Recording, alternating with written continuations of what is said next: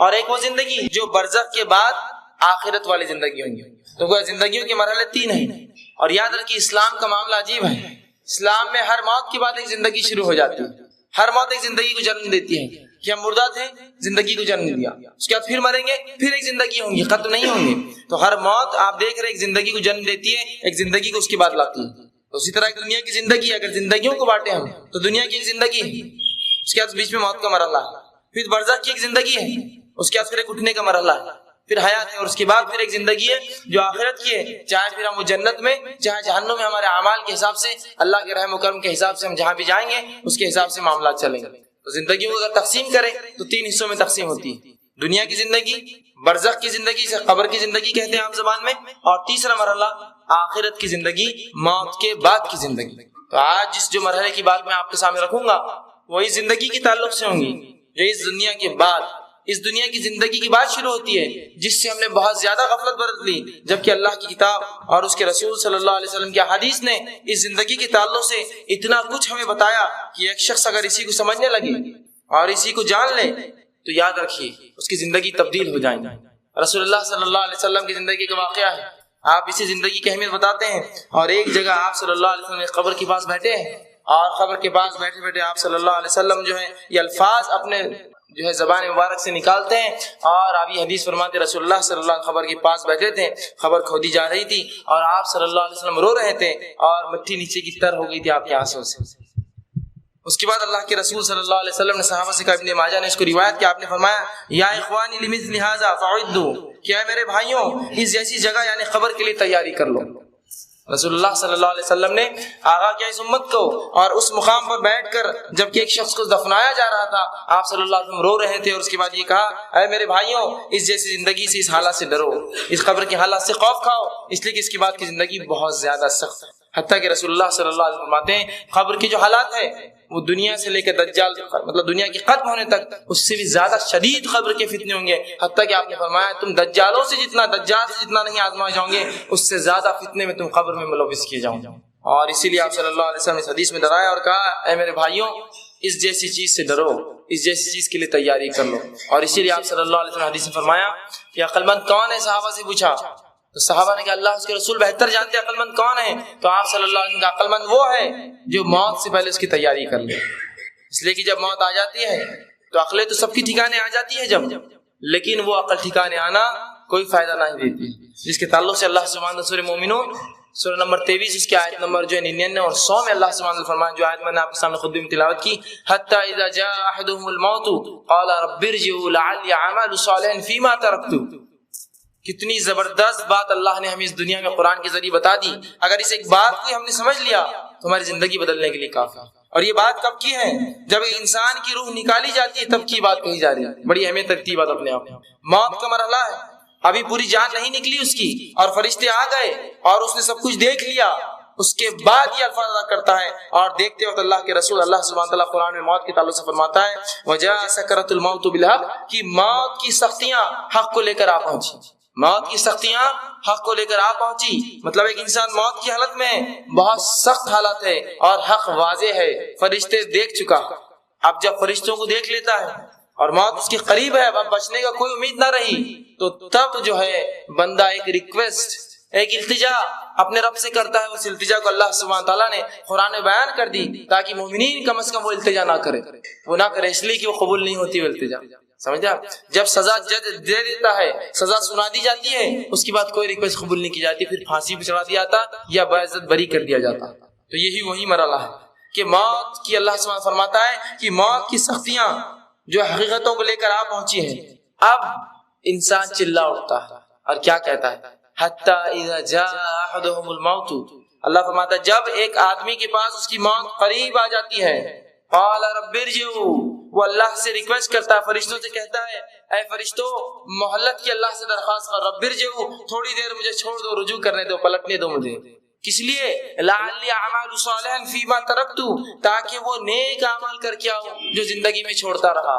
یہ ریکویسٹ ہر انسان کرتا ہے, معلوم ہوتا ہے ہر انسان جو گناہگار, کافر, مشرک, بدعتی اور اسی طرح منافق رہا دنیا میں, یہ سب کرتے ہیں, مومن نہیں کرتا یہ بات. لیکن یہ سارے لوگ جو ہے اللہ کے فرشتوں کو وہ کہتے ہیں, التجا کرتے ہیں اور کہتے ہیں رب ارجعوا قال رب ارجعوا کہ تھوڑی سی مہلت دی جائے. کیوں؟ لعلی اعمال صالحا تاکہ میں نیک کام کر لوں. فیما ترکتو جو چھوڑ کر آیا تھا. تو سمجھ گئی بات اس آیت کیا سکھا رہی ہے ہم کو؟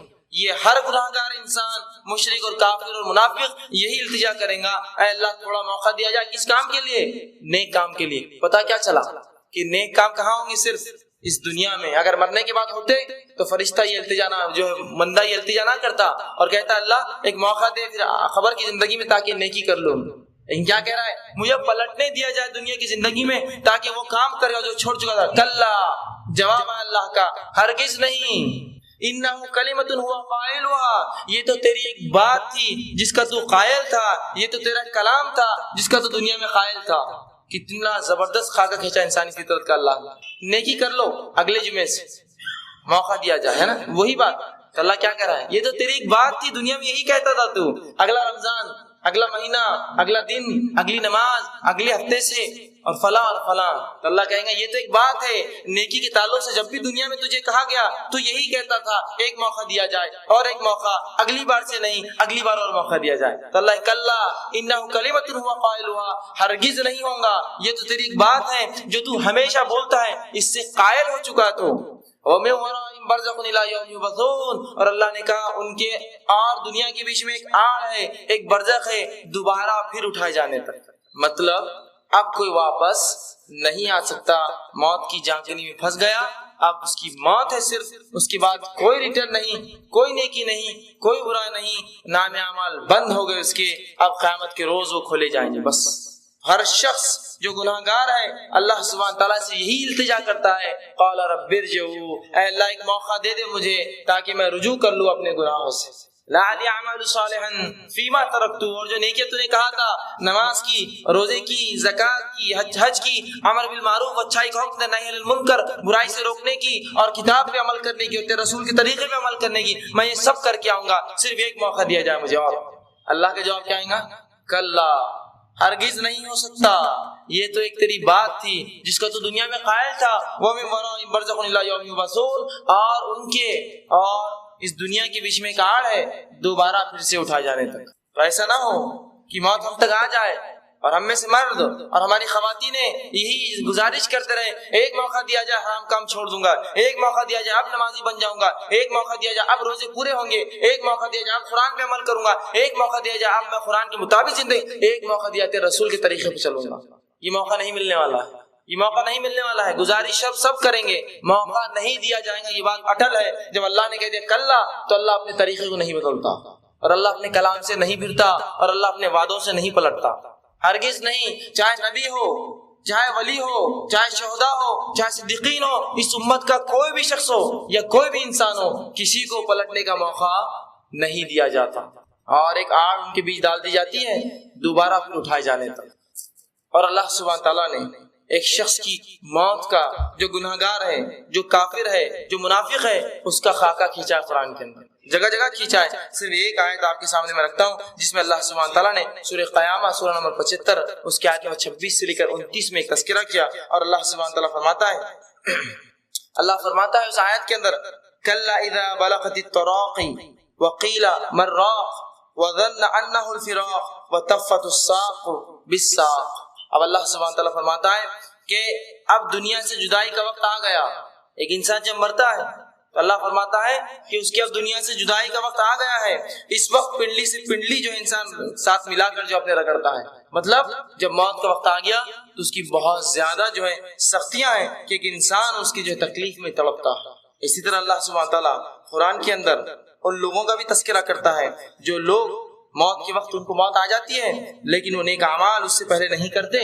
اس کے تعلق سے اللہ فرماتا ہے اپنے نبی صلی اللہ علیہ وسلم کو کہ اللہ فرماتا ہے قرآن کے اندر جو سورہ انعام سورہ نمبر جو ہے 6 اور آیت 93 اللہ فرماتا ہے وَلَوْ تَرَى إِذِ الظَّالِمُونَ فِي غَمَرَاتِ الْمَوْتِ وَالْمَلَائِكَةُ بَاسِطُو أَيْدِيهِمْ اخْرِجُوا أَنفُسَكُمُ الْيَوْمَ تُجْزَوْنَ عَذَابَ الْهَوْنِ بِمَا كُنتُمْ تَقُولُونَ عَلَى اللَّهِ غَيْرَ الْحَقِّ وَكُنتُمْ عَنْ آيَاتِهِ تَسْتَكْبِرُونَ. اب اللہ سبحانہ فرماتا ہے کاش کہ نبی صلی اللہ علیہ وسلم تم ظالموں کو دیکھتے کہ کاش کے نبی صلی اللہ علیہ وسلم وہ لوگ جو دین پر نہیں چلتے یا اس کا انکار کرتے یا کافر تھے یا منافق تھے یا گناہگار تھے، تم ان کی موت کے وقت دیکھتے کہ دیکھ سکو جب موت کی جانچنی میں مبتلا کیے جاتے ہیں اور فرشتے ہاتھ بڑا بڑا کر کہتے ہیں اب چلو، اب نکلنے کا وقت آیا ہے، لاؤ اپنی جان ہمیں واپس دو۔ تو جب وہ کہتا ہے تمہیں جان آج تمہیں ان باتوں کی پیدائش میں، ان باتوں کے کرنے میں تمہیں جو ہے عذاب دیا جائے گا جو اللہ اور اس کے دین کے بارے میں تم کہا کرتے تھے اور اللہ کی آیتوں سے تم تکبر کیا کرتے تھے۔ تو رسول اللہ کا کاش کہ نبی تم ان کو دیکھ پاتے کہ جب ایسے لوگوں کی روحیں فرشتے کھینچ کر نکالتے، کاش کہ تم دیکھ پاتے کہ کیا ان کی کیفیت ہوتی اور کس وجہ سے اللہ کے بارے میں نئی نئی باتیں کرتے تھے، اس کے دین کے بارے میں نئی نئی باتیں کرتے تھے، اس کے دین اور شریعت میں نئے نئے کام ایجاد کرتے تھے، اللہ کے بارے میں جو علم نہیں تھا ویسی باتیں بیان کرتے تھے شریعت کے معاملے میں۔ جب انہیں کھینچ کر نکالا جائے گا اور ان کی روحیں جانیں اندر گھسیں گی اور فرشتے کھینچیں گے، جس کو اللہ سبحانہ تعالیٰ نے سورہ نازیات کی آیت نمبر 1 میں فرمایا وَالنَّازِعَاتِ غَرْقًا، کہ قسم ہے ان فرشتوں کی جو ڈوب ڈوب کر جو ہے انسان کی روح کو کھینچ کر نکالتے ہیں، جو غوطے لگا لگا کر انسان کے جسم سے اس کی روح کو باہر نکالتے ہیں۔ وَالنَّازِعَاتِ غَرْقًا، قسم ہے ان فرشتوں کی جو انسان کے جسم میں داخل ہو کے اس کی روح کو کھینچ کر نکالتے ہیں۔ مطلب وہ آنا نہیں چاہتا، وہ کافر ہے، وہ منافق ہے یا وہ جو گناہگار ہے، اس کی روح نکلتی نہیں ہے، فرشتے ڈوب ڈوب کر کھینچ کر اس کی روح کو باہر نکالتے ہیں۔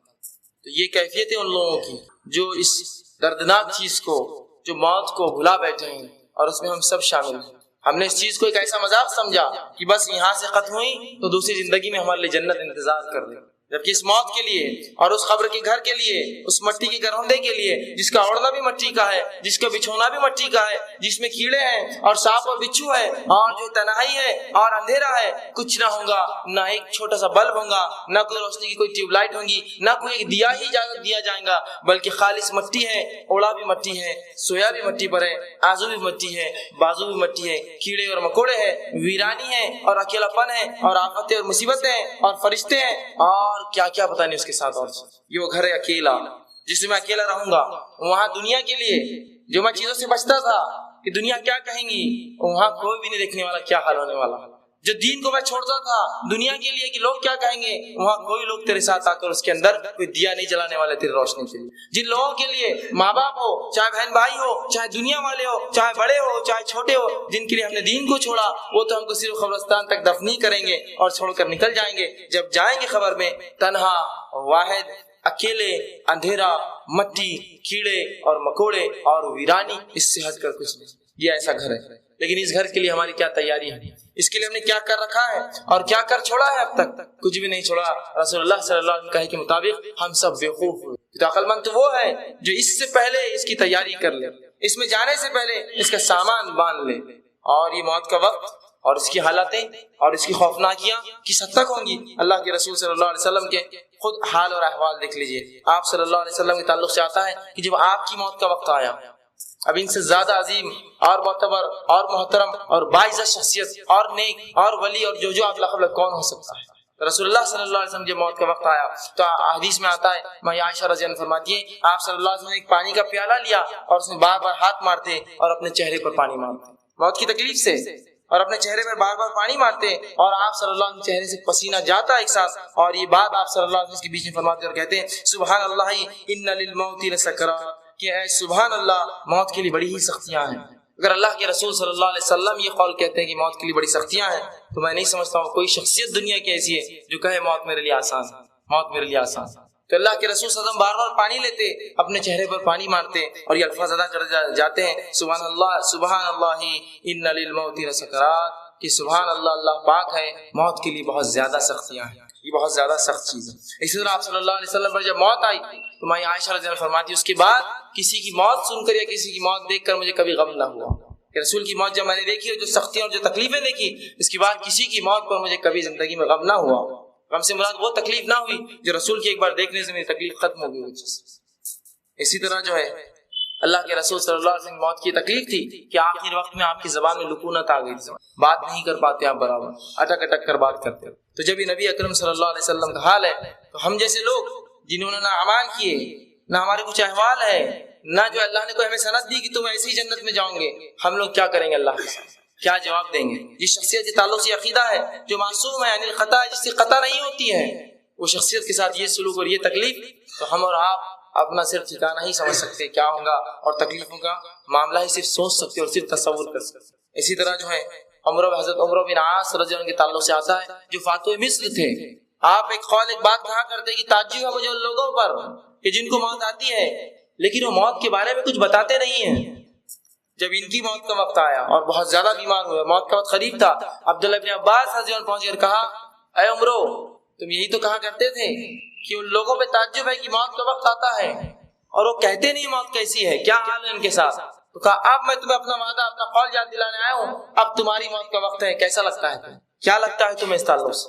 تو عمرو بن عاص رضی اللہ عنہ فاتح مصر صحابی رسول، یہ دیکھیے کیا کہتے ہیں، وہ کہتے ہیں موت کے تعلق سے کہ ایسا لگتا ہے، عمرو بن عاص رضی اللہ عنہ کہتے ہیں ایسا لگتا ہے کہ انہوں نے پہلے تو ٹھنڈی سانس لی اور کہنے لگے ایسا لگتا ہے کہ جیسے آسمان زمین پر ٹوٹ پڑا ہے۔ جو تکلیف مجھے ہے اس طرح سے ہے موت کی کہ جیسے آسمان زمین پر ٹوٹ پڑا ہے اور میں دونوں کے درمیان پس رہا ہوں، آسمان کی ساری چیز زمین پر گر رہی ہیں اور میں اس کے بیچ میں پس رہا ہوں، ایسی تکلیفیں ہیں۔ اور آگے کہتے ہیں اور ایسا لگتا ہے جیسے میرے پیٹ کے اندر جو ہے کھجور کے کانٹے ڈال دیے گئے ہیں، اور مجھے جب میں سانس لیتا ہوں تو ایسا لگتا ہے کہ میری سانس سوئی کے نالے اس کے سوراخ میں سے ناکے میں سے نکل کر آتا ہے۔ یہ تکلیفیں ہیں ان کو موت پر۔ اسی طرح دوسرے ایک صحابی حضرت شداد بن اوس رضی اللہ عنہ، وہ کہتے تھے اور یہ بات وہ ہمیشہ کہتے ہیں اور کہتے ہیں کہ موت کا جو وقت ہے یہ اتنا المناک ہے کہ دنیا اور آخرت کی تمام ہولناکیوں میں سب سے سخت مرحلہ یہ موت کا مرحلہ ہے۔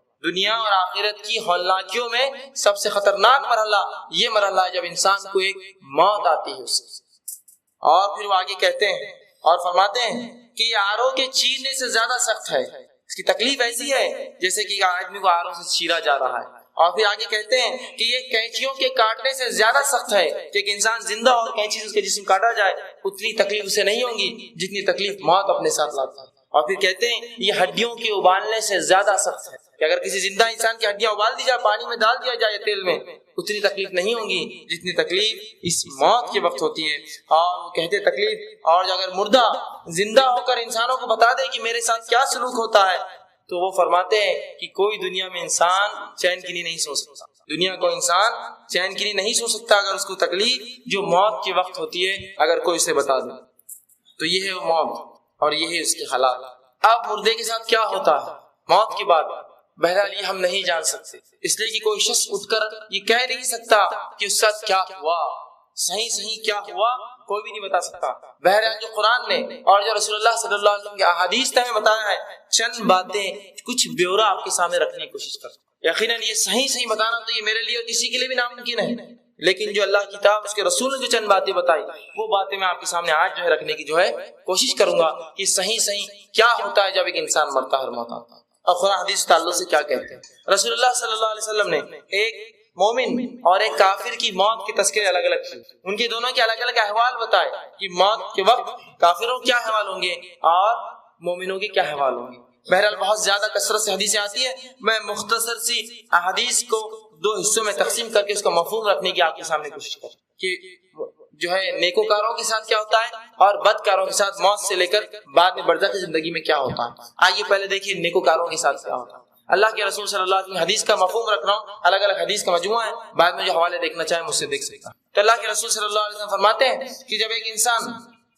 جو نیک ہوتا ہے اور اس کی موت کے لیے فرشتے اس کے پاس آتے ہیں تو سب سے پہلے آتے ہی فرشتے اس کو سلام کرتے ہیں۔ جب نیک لوگوں کے پاس فرشتے آتے ہیں تو خوبصورت شکلوں میں آتے ہیں اور سلام کرتے ہیں اور اسے خوشخبریاں سناتے ہیں کہ اس کے لیے کیا اس کے رب نے رکھا ہے۔ جیسے ہی وہ آدمی جب فرشتوں کو دیکھتا ہے اور اسے اچھے کلام کرتے، اچھی بات کرتے ہیں اور رسول اللہ فرماتے ہیں ایک خوشبودار اس کے لیے لباس جس کی خوشبو مجھ سے بھی بہت زیادہ ہوتی ہے، وہ کفن اس کے لیے وہ لے کر آتے ہیں اور اس کو سلام کرتے ہیں اور اسے اچھے اچھے ناموں سے، دنیا میں جن ناموں سے پکارا جاتا وہ ناموں سے اسے پکارتے ہیں اور اسے جو خوشخبریاں دیتے ہیں۔ جیسے ہی یہ بات رسول اللہ صلی اللہ علیہ وسلم فرماتے ہیں مردہ سنتا ہے، وہ کہتا ہے مجھے فوراً لے کے چلو جسم سے، اور اپنے حالات سمجھ جاتا ہے کہ میرے لیے تو بہت کچھ رکھا ہے۔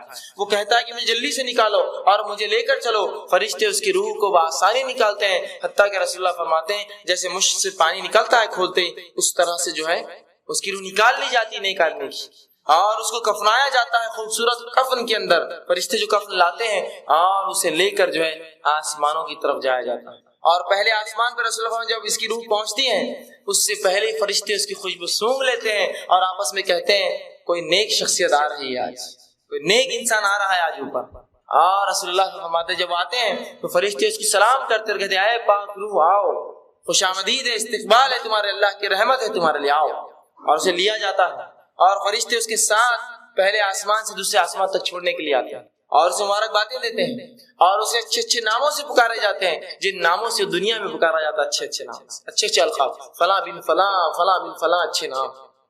اور اس کے بعد جو ہے اس شخص کی روح اوپر لے جائی جاتی ہے، پھر اللہ سبحانہ تعالیٰ حکم ہوتا ہے اس کا نام جو ہے علیین میں لکھ دو، نیکوکاروں کے رجسٹر میں، نیکوکاروں کی لسٹ میں اس کا نام ڈال دو، یا نیک لوگوں کے حصے میں اس کا بھی حصہ دے دو. علیین میں اس کا نام لکھ دیا جاتا ہے.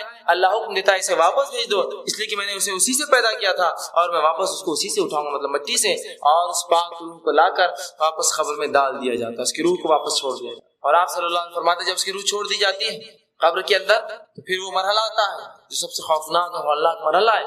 پھر منکر و نکیر دو فرشتے جو آ کر بات چیت کرتے ہیں انسان سے، وہ دو فرشتے داخل ہوتے ہیں اور اللہ کے رسول صلی اللہ علیہ وسلم فرماتے ہیں بہت زیادہ سخت انداز سے وہ داخل ہوتے ہیں اور بہت گدردار ان کی جو آواز ہوتی ہے، اور جو ہے وہ ان کے احوال رسول اللہ احوال ایسے بتاتے ہیں کہ بہت زیادہ سیاہ ان کا چہرہ ہوگا اور بڑی بڑی جو ہے لال آنکھیں اور ان کے دانت جو کہ بیلوں کے سینگوں سے بڑے ہوں گے، وہ رسول اللہ فرماتے ہیں زمین کو چیرتے ہوئے کھاتے ہوئے خبر پھاڑ کر بیچ میں آئیں گے. تو ایک تو ایسی مخلوق جس کو ہمیں کبھی نہ دیکھا ہو، نہ کبھی سمجھا ہو، کبھی جانا ہو، اور وہ بھی اتنی ڈراؤنی، اور رسول اللہ ان کی آواز بجلی کی کڑک سے زیادہ تیز ہوئی ہے نا. چھوٹی موٹی بجلی کڑک جاتی ہے تو مرد اور خواتین سب کا معاملہ جو ہے اکھڑ جاتا ہے کہ پتہ نہیں بجلی شاید مجھ پر ہی گری ہو، اس قسم کے حالات ہو جاتے ہیں.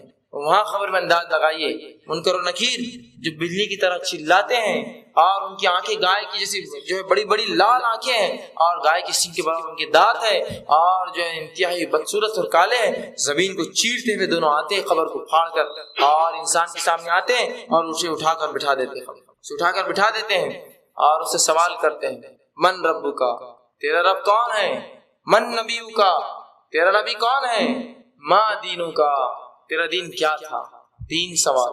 رسول اللہ صلی اللہ علیہ وسلم فرماتے ہیں نیک انسان جب سے سوالات کی جائیں گے سورج کو ڈوبتا ہوا پائیں گا، خبر میں تو دکھیں گا سورج کو ڈوبتا ہوا. جب سورج کو ڈوبتا ہوا پائیں گا تو کہیں گا میں ابھی سوالوں کے جواب نہیں دے سکتا ہوں، اس لیے کہ نماز کا وقت ہو رہا ہے، عصر کا وقت جا رہا ہے، سورج ڈوب رہا ہے. تو اس سے بتایا جائے گا اور جب وہ سمجھیں گا یہ تو دنیا نہ رہی، یہ تو قبر ہے، پھر وہ کہیں گا ہاں اب سوال کرو میں جواب دیتا ہوں. دیکھیے نمازی کی فضیلت، خبروں میں تسکین ہے، سکون اور اطمینان سے رسول اللہ فرماتے ہیں مومن لوگ بیٹھے ہوں گے حتیٰ کہ سورج غروب ہوتے ہوئے دکھایا جائیں گا اور ان کی صفت جو زندگی بھر نماز پڑھتے رہے، کہیں گے فرشتوں سے ایک منٹ رک جاؤ، عصر کا وقت جا رہا ہے میں نماز پڑھ لوں. لیکن جب ہوش آئیں گا کہ یہ دنیا نہ رہی یہ تو قبر ہے تو پھر خاموش بیٹھ جائیں، کہیں گے اب سوال کرو. مطلب قبر میں اب کوئی عبادت نہ رہی کسی کی، دنیا میں تھی ساری بھائی، کہیں گے ہاں آپ سوال کرو. اور منکر نکیر 3 سوالات کریں گے، صرف 3 سوالات، دنیا کے 3 سوالات، قبر کے 3 سوالات، تمام آگے کی زندگی بسر ڈالنے والے، صرف 3 سوالات، بڑے اہم سوالات. من ربو کا، تو مومن شخص کہیں گا میرا رب اللہ، بآسانی ہو جواب میں. دوسرا سوال کیا جائے گا من نبیو کا، کہ تیرا نبی کون تھا؟ تو کہیں گا محمد صلی اللہ علیہ وسلم، اشہد ان محمدن، وہ یہ گواہی دیں گا کہ محمد صلی اللہ علیہ وسلم میرے نبی. اور جب اس سے تیسرا سوال ہوگا کہ تیرا دین کون سا ہے؟ ما دینوں کا، وہ کہیں گا میرا دین اسلام تھا. اس کے بعد فرشتے اس سے کہیں گے کہ تم آرام سے سو جاؤ، اور ایک سوراخ کیا جائے گا اور اسے جہنم بتائی جائیں گی اور فرشتے کہیں یہ وہ چیز ہے جس سے اللہ نے تمہیں بچا لیا، اور وہ بند کر دیا جائے گا اور ایک دروازہ کھولا جائے گا جو جنت میں سے اس کو مقام دکھایا جائے گا، اس سے کہا جائے گا آرام سے تم، اور جنت کی ہوائیں، اور رسول اللہ فرماتے حد نگاہ جہاں تک اس کی نظریں جائیں گی جنت جو ہے جہنم جو اس کی قبر کشادہ کھول دی جائے گی، وسیع کر دی جائیں گی، اور جنت میں اپنا ٹھکانہ دیکھیں گا. جب وہ جنت میں اپنا ٹھکانہ دیکھیں گا وہ کہیں گا بس مجھے ایک موقع دو، میں اپنے رشتہ داروں کے پاس جانا چاہتا ہوں تاکہ بتاؤں نیکی کا اللہ نے میرے کیا بدلہ دیا. کہا جائے گا نہیں اب تم واپس نہیں جا سکتے. تو وہ کہیں گا اللہ قیامت کو جلدی قائم کر تاکہ میں جلدی سے اس مقام پر جنت میں پہنچ جاؤں. اور وہ دعا کریں گا، فرشتے کہیں گے اب تم سو جاؤ آرام سے. اسے جو ہے ایک زبردست بستر دیا جائے گا جس پہ کہا جائے گا کہ اب تم آرام سے ایک دلہن کی طرح اس بستر پہ جو ہے سو جاؤ انتظار. جب وہ شخص لیٹ جائیں گا تو رسول اللہ فرماتے ایک شخص انتہائی خوبصورت حالت میں اس کے پاس آئیں گا اندر، اور وہ پوچھیں گا تم کون ہو؟ تو کہیں گا میں تیرے نیک اعمال جو دنیا میں کیا کرتا تھا. میں تیرے نیک اعمال جو تم دنیا میں کیا کرتا تھا تیرے لیے خوش آمدید ہے، تیرے لیے بھلائی ہے۔ اور اس کے بعد وہ چلا جائیں گا اور یہ نیک شخص سو جائیں گا، دوبارہ اٹھایا خیمہ سو جائیں گا۔ اور اسی بات کو اللہ کے رسول صلی اللہ علیہ وسلم نے ایک بہترین حدیث میں فرمایا تھا، تین دوست ہیں، تین ساتھی ہیں، تین دوست ہیں۔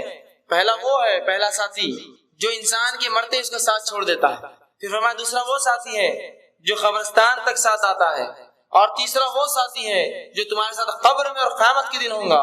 پھر آپ نے فرمایا پہلا ساتھی، پہلا دوست وہ ہے جو مرتے ہی تمہارا ساتھ چھوڑتا ہے، وہ تمہارا مال و دولت ہے۔ انسان مرا، سب کچھ چھوڑ گیا، اس کا کچھ لے جاتا ہے ساتھ، کچھ لے جاتا ہے۔ الیگزینڈر سکندر، جس کو کہیں سکندر اعظم، جب یہ مرا تو تاریخ روایت آتی ہے کہ یہ جو ایک بہت نوجوان شخص تھا اور 19 یا تقریباً 21 سال کی عمر میں حکومت کیا، اور 33 سال کی عمر میں مر بھی گئے، اور دنیا کے بہت بڑے علاقے میں جو ہے اس نے قبضہ کیا۔ لیکن جب مرا تو ایک وصیت کر کے مرا، بہرحال وہ مسلم نہیں تھا لیکن وصیت کر کے مرا کہ جب مجھے میرا جنازہ لے جایا جائے گا تو میرے ہاتھ دونوں باہر رکھنا، تاکہ لوگوں کو پتہ چل جائے کہ سکندر جس چیز کے لیے جو اپنی زندگی غارت کیا، آج ساتھ کیا لے جا رہا ہے، اپنے دونوں ہاتھ خالی ہے۔ تو اس میں فرماتے مال خلاص، آدمی مرا مال وہیں رہا، حتیٰ کہ اگر ہاتھ میں ایک چھوٹی سی 80 یا 20 یا 30 روپے کی چاندی کی انگوٹھی ہوں گی، کھینچ کر نکالی جائیں گی، اس کی انگلی بھی ٹوٹ گئی تو کوئی پرواہ نہیں، وہ مال نہیں جائیں گا اس کے ساتھ۔ لیکن ادنا سا مال ہے، کوئی بولتا ہے چاندی کی انگوٹھی جانے دو، چھوڑ دو، اس کو کیا کرنا، وہ بھی نکالی جاتی ہے۔ ایک تن کا اور ذرہ مال کا نہیں جاتا ہے، حتیٰ کہ خبر میں گراتے ہوتا ہے کچھ مال گر جائے وہ بھی اٹھا کے نکالا، رکیے ایک منٹ، اٹھا لیا جاتا ہے۔ مال کا ایک دن کا ساتھ ایک روپیہ ایک پیسہ نہیں جاتا ہے، جس کے لیے ہم سب کچھ کر گزرتے ہیں وہ تو سب سے پہلے ساتھ چھوڑ دیتا ہے۔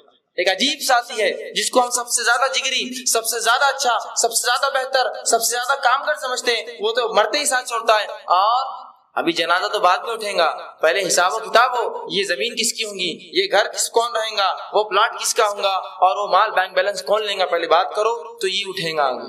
یہ ساتھی ایسا ساتھ چھوڑتا ہے اور دوسروں کا بن جاتا ہے مرتے، اور اس کے لیے ہم سب کچھ کر گزرتے، سب کچھ حرام چیزوں ملوث ہوتے، کیوں؟ اسی مال کے لیے جو سب سے پہلے چھوڑیں گا، اور بنگلے اور گاڑیاں اور دولت اور شہرت اور مال، اس کے لیے رشوت کھاتا ہے، حرام اور حلال میں تمیز نہیں کرتا ہے، اور سود خوری اور سب گناہ کرتا ہے، کس کے لیے؟ اس ساتھی کے لیے جو سب سے پہلے ساتھ چھوڑنے والا ہے، سب سے پہلے۔ پھر آپ صلی فرماتے دوسرا ساتھی کون ہے؟ رشتہ دار جو قبر تک آتے ہیں، قبرستان تک آتے ہیں۔ کیا آج تک کسی رشتہ دار کو آپ نے مرتے خبر میں ساتھ سوتے ہوئے دیکھا کسی کہ میں بھی ساتھ جاؤں گا اس کے؟ نہیں، وہ چھوڑ دیتے، خبر تک لاتے ہیں، بولتے جلدی۔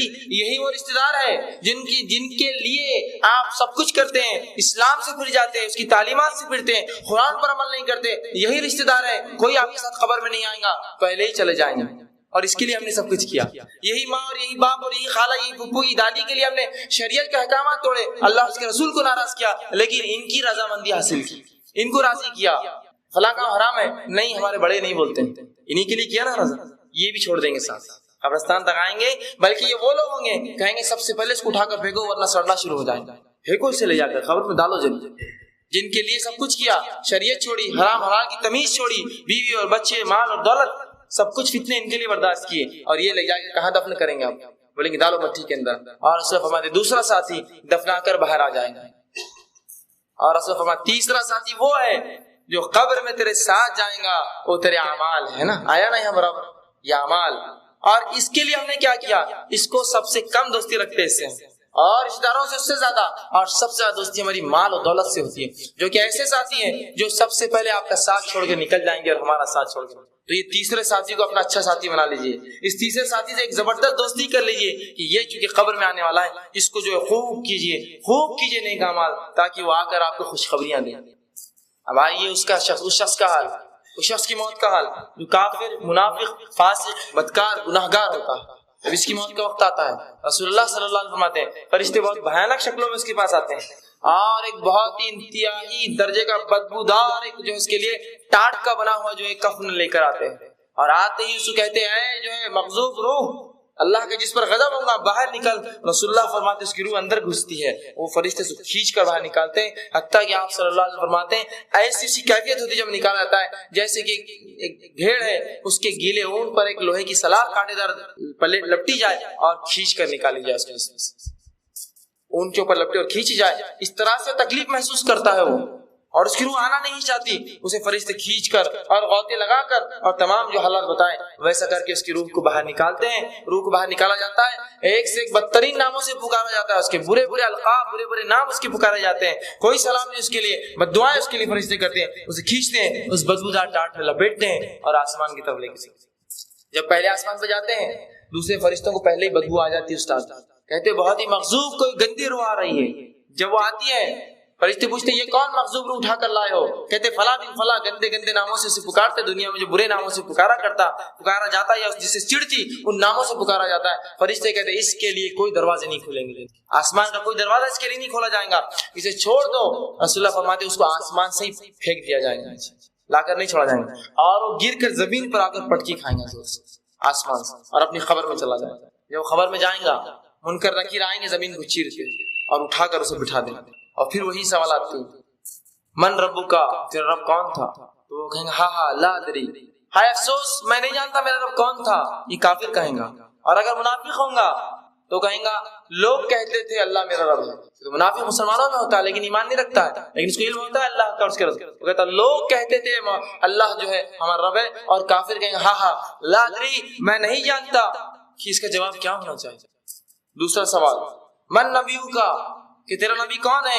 یہ ایک روایت میں آتا ہے کہ رسول اللہ صلی اللہ علیہ وسلم اس کے سامنے پیش کیا شخصیت پیش کی جائیں گی اور پوچھیں گے من ھذا الرجل، یہ انسان کون ہے؟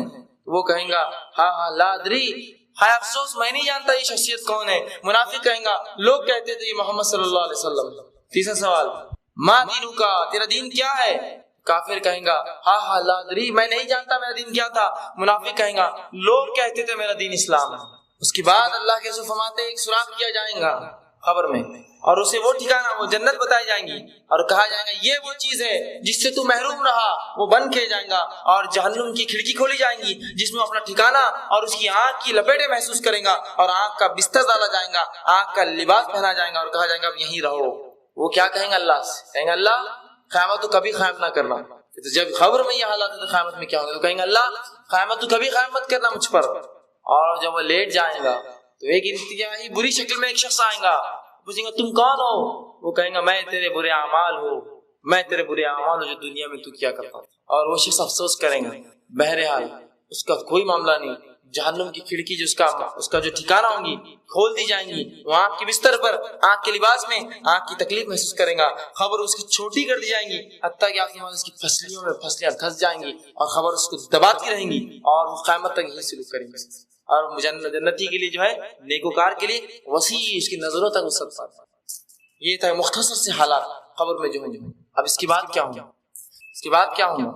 آئیے وہ تھوڑے 3 سوالات پھر سے ایک بار دیکھ لیتے. جب 3 سوالات کی بات آتی ہے کہ من ربو کا، جواب آسان ہے ربی اللہ، اللہ میرا رب ہے، آسان. من نبیو کا، تیرا نبی کون ہے؟ بہت آسان، نبی محمد صلی اللہ علیہ وسلم. نبی محمد صلی اللہ، میرے نبی محمد صلی اللہ علیہ وسلم تھے. اور ما دینوں کا، تیرا دین کیا ہے؟ میرا دین اسلام تھا. آپ کہیں گے صرف ایک لفظ، 2 لفظ، 3 لفظ؟ یہ تو میں بالکل بآسانی دے سکتا ہوں 3 لفظ. کیا مشکل ہے دنیا میں؟ کیا آسان نہیں ہے بولنا اللہ محمد اور دین اسلام؟ کیا مشکل ہے 3 لفظ؟ لیکن یہ ایسا آسان نہ ہوگا جتنا ہم سوچ رہے ہیں. ایسا آسان نہ ہوگا. اندازہ لگائیے قبر کی تاریکی، اس کا اندھیرا، اس کا اکیلا پن، اس میں فرشتے جو اتنی خطرناک مخلوق داخل ہوں گی، اس میں وہ فرشتے بھی ہوں گے جو گزے لے کر اور سزا کے اور جزا کے، اچھائی اور برائی دونوں کے فرشتے کھڑے ہوں گے. برا ہوگا تو اس کو جو ہے سزا دی جائے، اچھا ہوگا تو جنت کے اس کو حوالے بتا. دونوں چیزیں، ساری چیزیں دیکھ کر ہمارے تو منہ بند ہو جائیں گے. عائشہ رضی اللہ عنہا کہتی ہے اللہ کے رسول جب کوئی فرشتہ گز لے کر سر پہ کھڑا ہوگا خبر میں تو ہم تو مٹی کی بت بن جائیں گے. کیسے جواب دے پائیں گے؟ کیا کہیں گے؟ اپنے منہ سے نکلیں گے نہیں الفاظ. تو کہا اس وقت تمہیں ثابت قدم کلمہ توحید لا الہ الا اللہ تمہیں ثابت قدم رکھیں گے خبر کے، وہ تمہیں آسانی کریں گے جواب دینے میں. اور کئی صحابہ سے معاملات ہیں کہ انہوں نے کہا اللہ کے رسول ایک خطرناک مخلوق، قبر کی اکیلا پن اور اس میں یہ سوالات، ہم کیا کریں؟ کیسے جواب دیں گے؟ تو اللہ کے رسول صلی اللہ علیہ وسلم فرماتے ہیں اللہ تمہاری مدد کرے گا اور وہ کلمہ طیبہ ہوگا جو تمہیں آسانی کرے گا. اندازہ لگائی قبر کے حالات اور اس پر سوال من ربک، تیرا رب کون ہے؟ اس کا جواب وہی دے پائیں گا اسی شخص کی زبان اس پر کھلیں گی جو زندگی بھر واقعتاً اللہ کو رب مانتا رہا، وہی کہیں گا اللہ میرا رب ہے۔ ورنہ جو دنیا میں اللہ کو چھوڑ کر ان کو اور ان کو اور قطب اور ابدال اور پیر اور فقیر مرشد کو پکارے گا، قبر میں بھی اس کے منہ سے اللہ نہیں نکلے گا، وہ کہیں گا ہاں ہاں لا ادری، مجھے نہیں پتا کہ یہ میرا رب کون ہے، یا کہیں گا لوگ کہتے تھے اللہ میرا رب۔ دنیا میں اس کو مشکل کشائی کے لیے، حاجت روائی کے لیے، شفا کے لیے، اولاد کے لیے، بیماری کے لیے، جس بھی کام کے لیے وہ پکارتا تھا، اگر وہ اللہ نہ ہوا تو اس کے منہ سے ربی اللہ، اللہ میرا رب نہیں نکلیں گا، نہیں نکل سکتا اس کے منہ سے۔ اس کو سوالات کو آسان مت سمجھیے، 1 2 3 اور ختم، میں تو آسانی سے دے دوں گا، نہیں۔ جس نے اپنی زندگی واقعی میں اللہ پر ایمان رکھ کے گزاری، چاہے مرد تھا چاہے عورت تھا، چاہے کسی علاقے کسی ملک کسی رنگ کا تھا، اگر اس نے اللہ پر ایمان واقعی میں رکھا زندگی بھر، اس کے منہ سے الفاظ نکلیں گے میرا رب اللہ ہے۔ دوسرا سوال، من نبیو کا، تیرا نبی کون ہے؟ وہ کہیں گا میرے نبی محمد صلی اللہ علیہ وسلم، میرے نبی محمد صلی اللہ علیہ وسلم۔ کیا آپ کو لگ رہا ہے اتنا آسان ہے بولنا محمد صلی اللہ علیہ وسلم میرے نبی ہے؟ یہ الفاظ صرف اس شخص کے منہ سے نکلیں گے جو واقع میں ساری تمام زندگی رسول اللہ صلی اللہ علیہ وسلم کے طریقے پر جیا ہو، کوئی اس کے اور اس کے، چھوٹے کے اور بڑے کے، ان کے اور ان کے طریقے پر جیا ہو، علاقے یا ماحول کے طریقے پر جیا ہو، اس کے منہ سے جواب نہیں نکلے گا۔ اور یہاں کوئی سوال نہیں ہے تیرا مسلک کون سا تھا، کس مذہب سے تھا، تو کس کو مانتا تھا، تیرے بڑے مفتی اور علماء کون تھے، کوئی سوال نہیں۔ من نبیو کا، تیرا نبی کون ہے، خلاص۔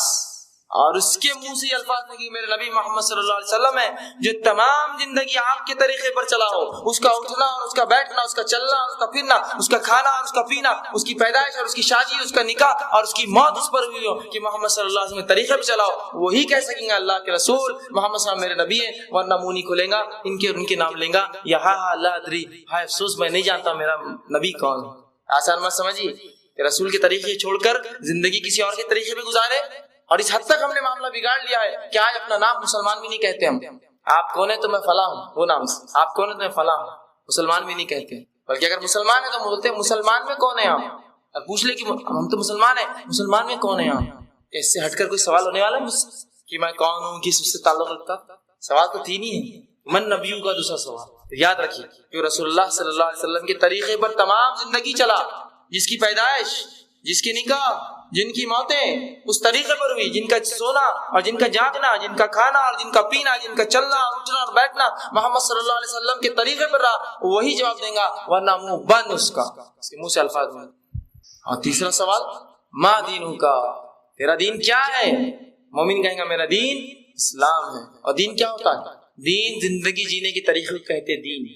دین زندگی جینے کا طریقہ ہے، جس طریقے پر ہم جیے وہ ہمارا دین ہوا۔ اب اگر ہم یہودیوں کے طریقے پر جیے اور نصرانی اور عیسائیوں کے اور ہندو اور بدھوں کے طریقے پر جیے، دنیا میں اسلام کیا تھا ہمیں علم ہی نہیں تھا، نہ اس کو شریعت مانا، نہ اس کی کتاب پڑھی اللہ کی، نہ اس نے کیا احکامات دیے، نہ اس کے حلال کو حلال جانا، نہ اس کے حرام کو حرام جانا، نہ اس کی بتائی ہوئی چیزوں پر عمل کیا، تو کیا دین کہہ سکیں گے ہم؟ دین دیکھیے، یاد رکھیے، دین وہ چیز ہے جس طریقے پر ہم دنیا میں زندگی بسر کرتے ہیں۔ اگر وہ اسلام نہ تھا تو منہ سے اسلام نہیں نکلیں گے، اگر اسلام تھا تو منہ سے نکلیں گا میرا دین اسلام ہے۔ سوالات دکھنے کو آسان ہیں لیکن اتنے جامع ہیں، اتنے زبردست ہیں کہ جو ان تینوں پر عمل کرتا رہا اسی کے منہ سے الفاظ نکلیں گے، ورنہ منہ بند۔ آئیے اس کے بعد کیا ہوں، اللہ کے رسول صلی اللہ علیہ وسلم نے، احمد نے اس واقعے کو روایت کا مسند احمد میں، اور ابو داؤد میں جو ہے اس کو ابو داؤد نے جو اپنی کتاب میں روایت کیا، جب تینوں سوال کے جواب ایک انسان دے دیں گا، تینوں سوال کے جواب مومن دے دیں گا، فرشتے مومن سے پوچھیں گے کیسے پتہ چلے یہ جواب تم کو؟ یاد رکھیے سوال نہیں ہے چوتھا، یہ سوال رہے گا کہ کیسے معلوم ہے تم کو یہ تینوں سوالوں کا جواب؟ فرشتے پوچھیں گے اس سے تمہیں کیسے پتا چلا کہ یہ جو ہے اللہ تمہارا رب ہے، محمد صلی اللہ علیہ وسلم تمہارا دین ہے، محمد صلی اللہ علیہ وسلم تمہارا نبی اور اسلام تمہارا دین ہے؟ تو وہ جواب دیں گا کون؟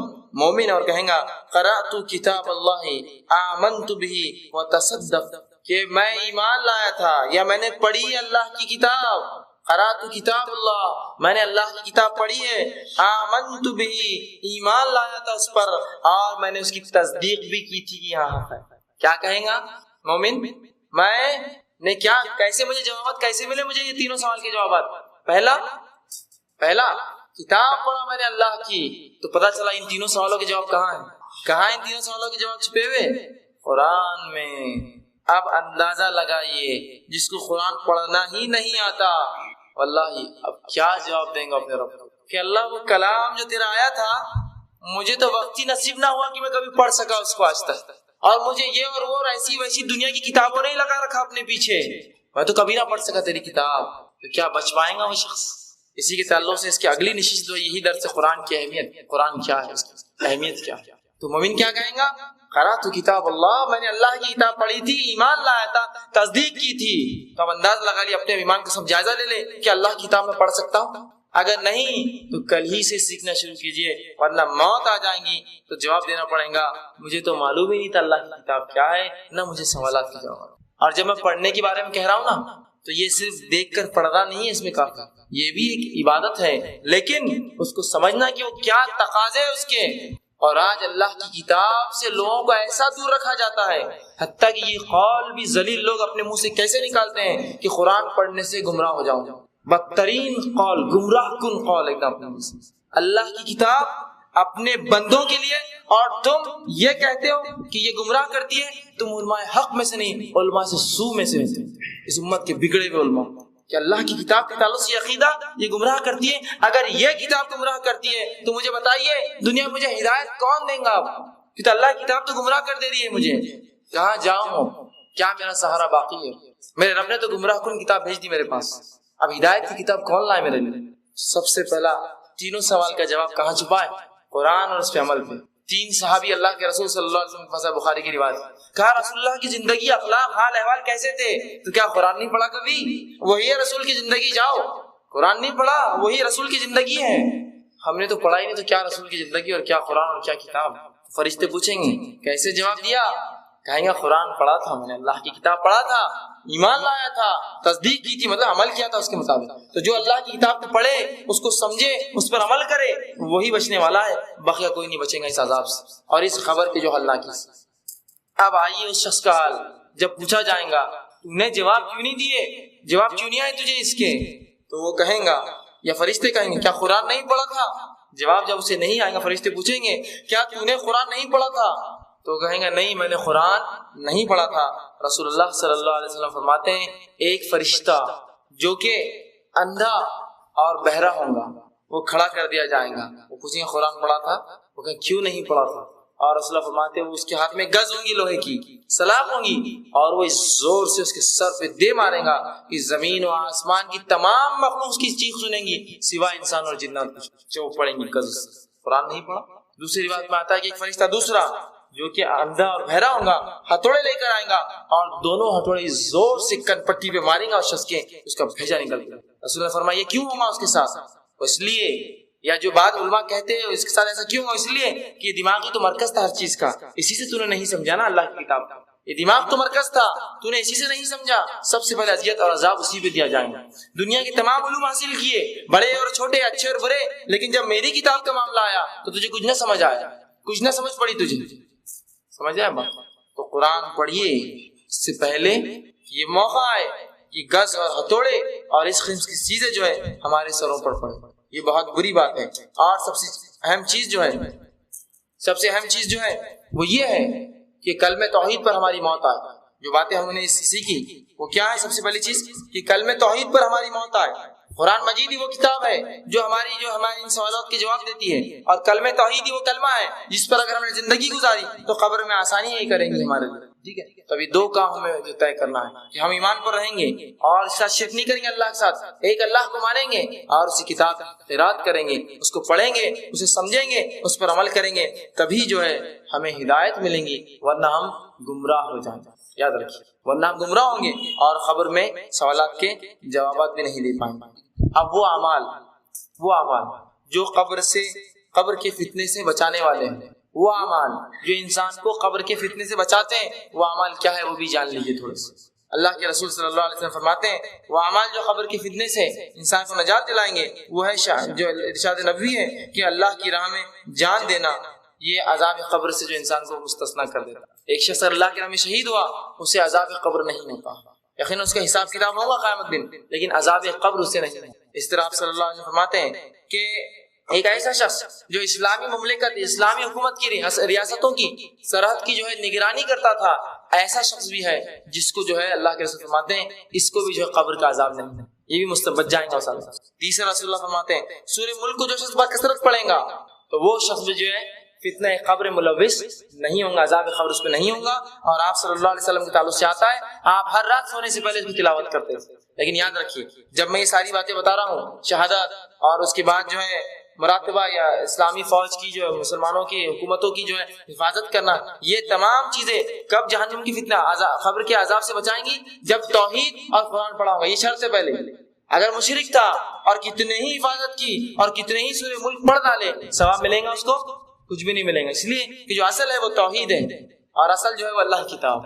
اس کے بعد یہ ساری چیزیں یاد ہیں۔ تیسری چوتھی چیز رسول اللہ صلی اللہ علیہ وسلم فرماتے ہیں تلاوت قرآن مجید، جو قرآن مجید بھی جو عذاب قبر سے محفوظ رکھیں گے۔ جو شخص قرآن مجید پڑھے گا وہ عمل بھی اس کو عذاب قبر سے محفوظ ہے۔ اسی طرح فرماتے ہیں پانچویں چیز مسجد کی طرف اٹھنے والے قدم، کہ جو شخص مسجد کی طرف بڑھے گا رسول اللہ فرماتے ہیں مسجد کی طرف چلنے والے قدم جو ہے ان کو بھی اللہ سبحانہ تعالیٰ قبر کے عذاب سے، قبر کے فتنے سے بچائیں گا۔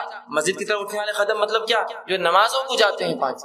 اسی طرح آپ فرماتے ہیں کہ نماز، روزہ، زکوٰۃ، نفلی صدقات، نفلی نماز اور صلہ رحمی یہ بھی لوگوں کو جو ہے قبر کے فتنے سے بچاتی ہے۔ اور رسول اللہ صلی اللہ علیہ وسلم فرماتے ہیں لوگوں سے نیکی کرنا یہ بھی عذاب قبر سے آپ کو جو پناہ دیتی ہے۔ آپ نے فرماتے ہیں ارشاد مبارک ہے کہ قبر میں جب عذاب کا فرشتہ سر کی طرف سے انسان کے پاس آتا ہے جو مرا ہوا ہے تو اللہ کے رسول نماز کہتی ہے کہ اس طرف سے راستہ نہیں ہے، اس طرف سے راستہ نہیں ہے تمہارا لیے۔ اور جب اللہ کے رسول فرماتے ہیں کہ وہ جو ہے وہ شخص جو ہے عذاب کا فرشتہ جو ہے وہ پاؤں کی طرف سے آتا ہے تو اللہ کے رسول صلی اللہ علیہ وسلم فرماتے ہیں کہ اسے جو ہے پاؤں کی طرف سے جب فرشتہ آتا ہے تو اسے کہا جاتا ہے تو زکوٰۃ اس کا روزہ کہتا ہے یہاں سے بھی جو ہے جگہ نہیں جانے دیتی، اور جب دائیں اور بائیں سے آتا ہے تو اس کی جو ہے نفلی صدقات اور وہ کہتے ہیں یہاں سے بھی تمہارے لیے جگہ نہیں جانے دیتی، یہاں سے تم نہیں جا سکتے۔ تو یہ سارے عمل بچائیں گے۔ اسی طرح آپ صلی اللہ علیہ وسلم ایک اور روایت میں فرماتے ہیں کہ دو اور چیزیں ہیں کہ جمعہ کے دن یا جمعہ کی رات مرنا یہ بھی عذاب قبر سے مستثنا ہے۔ بہرحال حساب و کتاب قیامت دن ہوگا، اس سے مستثنا نہیں ہے، اس سے چھوٹ نہیں ہے، صرف عذاب قبر سے اس کی فتنے سے چھوٹ ہوگی۔ اور اسی طرح آپ فرماتے ہیں پیٹ کی بیماری سے جو شخص مرے یہ بھی عذاب قبر سے، عذاب کی قبر کے فتنے سے بچ جائے گا۔ بہرحال یہ دونوں حالتیں انسان کے اختیار میں نہیں ہیں، جمعہ کے دن مرنا بھی اس کے اختیار میں نہیں ہے اور پیٹ کی بیماری سے مرنا اختیار، لیکن جو اختیار میں وہ کیا ہے؟ وہ عمل رکھ دی شہادت، اسلامی فوج، اسلامی لشکر کی یا حکومتوں کی پہرے داری کرنا، سورہ ملک بکثرت تلاوت کرنا اور خاص طور سے سوتے وقت، اسی طرح جو تلاوت قرآن مجید، اسی طرح جو مسجد کو جانا پانچ، اسی طرح نماز، روزہ، نفلی روزہ اور نفلی جو ہے نماز اور صلہ رحمی رشتوں کو جوڑنا اور انسانوں کے ساتھ اچھا سلوک کرنا، یہ ہمارے بس میں ہے۔ اور یہ دو چیزیں جو اور آتی ہیں 13 اور 14، 12 تو یہ ہے وہ ہمارے بس میں نہیں ہے، وہ اللہ کے اختیار میں ہے، کون کس دن مرے گا، جمعہ ہو یا ہفتہ ہو یا اتوار یا پیر، بہرحال وہ ہے۔ تو یہ چیزیں تھی چند چیزیں جو انسان کو جو ہے قبر کے عذاب سے جو ہے یا قبر کے فتنے سے جو ہے محفوظ رکھیں گی۔ لیکن آج ہم دیکھتے ہیں اس کے معاملے میں اتنے بدعقیدے ہم نے کر لیے اور ایسی ایسی باتیں کر لی کہ آج قبر کا عذاب بھی ہمیں ڈراتا نہیں ہے، بلکہ قبر کا عذاب جب سنتے ہیں تو اس کو ہم مذاق سمجھتے ہیں، ہاں ہوگا دیکھا جائے گا، یا جب ہوگا جب دیکھا جائے گا، ابھی سے کیا کرنا ہے۔ یہ قسم کے ہمارے اقوال ہے اور یہ دیکھا گیا لوگوں کہتے ہوئے ہم موت سے نہیں ڈرتے، موت کو جانا ہی نہیں تو کیا معلوم کہ اس کا ڈر کیا ہوتا ہے۔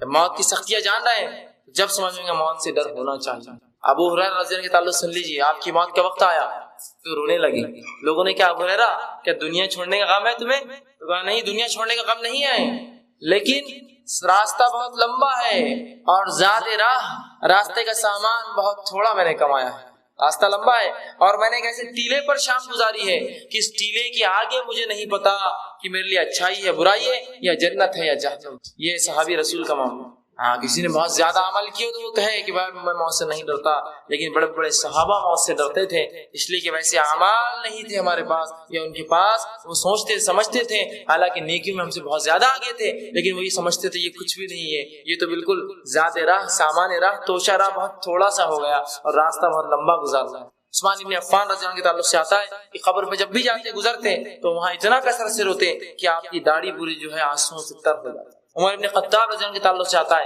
کہ قبر کے عذاب کا جب معلوم واقعہ سنتے قبر سے گزرتے تو اس طرح سے روتے کہ آپ کی آنکھوں پہ کالے حلقے پڑ گئے تھے۔ اس طرح ابوبکر صدیق رضی اللہ عنہ کے تعلق سے آتا ہے کہ جب قبر کے عذاب کی بات ہوتی تو یہ جو ہے رو اٹھتے، حتیٰ کہ چہرے پر نشان پڑ گیا آپ کے چہرے مبارک پر آنسوؤں کے گرنے سے۔ اس طرح جو ہے ایک صحابی کے سامنے جب رسول اللہ نے خبر کی فتنے عذاب کے بارے میں کہا تو انہوں نے کہا کاش کہ میں ایک جھاڑ ہوتا، کوئی مجھے کاٹ کر جلا دیتا، میں انسان نہ ہوتا اس لیے کہ اتنا مبتلا کیا جاؤں خبر کے عذاب۔ تو یہ صحابہ کا ڈر تھا اس سے۔ ایک صحابی کے بارے میں آتا ہے کہ ایک بار جو ہے ایک جگہ سے گزرے اور وہاں آگ جلتی دیکھی تو وہ دیکھ کر بے ہوش ہو۔ تو یہ حالات تھے ان کے صحابہ کے کہ موت سے اس قدر وہ ڈرا کرتے، کیوں تو وہ سمجھتے کہ اتنے اعمال ہمارے پاس نہیں ہے جو ہمیں جو ہے اس سے وہ کر سکے یا جو ہے ہمارے لیے آسانیاں کر سکے۔ تو بہرحال ہم میں سے ہر شخص کوشش کرے موت کو سب سے پہلے تو آسان چیز نہ سمجھے، اور رسول اللہ کے کہے کے مطابق عقل مند بن جائے، موت سے پہلے اس کی تیاری کر لے، موت سے پہلے اس کی تیاری جو کچھ ہو سکتا ہے۔ اور سب سے پہلے اس کی تیاری میں کیا کریں گے ہم؟ فرض عبادتیں، توحید چلیں گے، نماز پڑھیں گے، روزہ رکھیں گے، زکات دیں گے، حج کریں گے، اور توحید اصل ہے یہ سب چیزوں کی قبولیت کے لیے۔ تو سب سے اہم کیا ہوا؟